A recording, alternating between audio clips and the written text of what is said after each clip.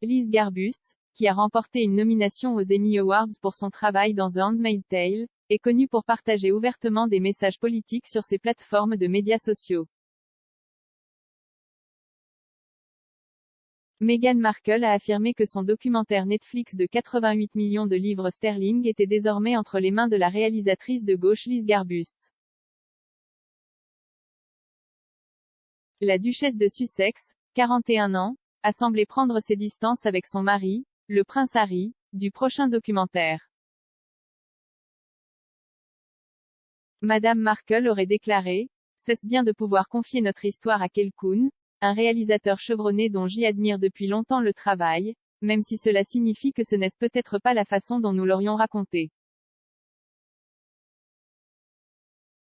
Mais ce n'est pas la raison pour laquelle nous la racontons. Nous confions notre histoire à quelqu'un d'autre, et cela signifie qu'elle passera par son objectif. » La mère de 2 enfants a ajouté: « C'est intéressant. Mon mari n'a jamais travaillé dans cette industrie auparavant.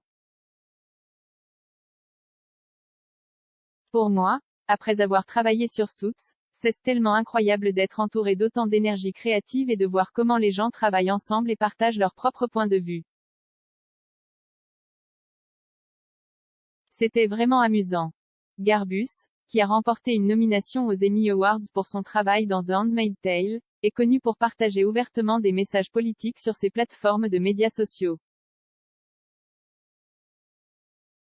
La cinéaste de 52 ans a récemment mis en ligne des articles sur le droit à l'avortement des femmes et sur la brillante candidate démocrate au poste de gouverneur de Géorgie, Stacey Abrams.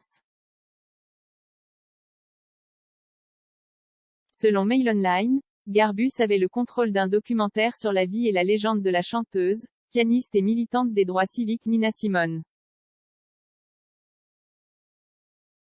Elle a également produit un film intitulé Shooting Fire: Stories from the Edge of Free Speech. La série documentaire du duc et de la duchesse de Sussex devrait être diffusée sur Netflix cette année dans le cadre d'un accord qui aurait totalisé 100 millions de dollars, 88 millions de livres sterling. Une source a déclaré à Page 6, « Pour autant que je sache, la série documentaire se poursuit plus tard cette année. » Les équipes de Netflix ont été vues à l'écart de dizaines d'autres photographes tandis que Harry et Meghan sont arrivés à une réception des Invictus Games en avril. Cependant, il y avait eu des spéculations selon lesquelles le géant du streaming voulait repousser la date de la première jusqu'en 2023 au milieu des réactions négatives sur la 5e série à venir de The Crown.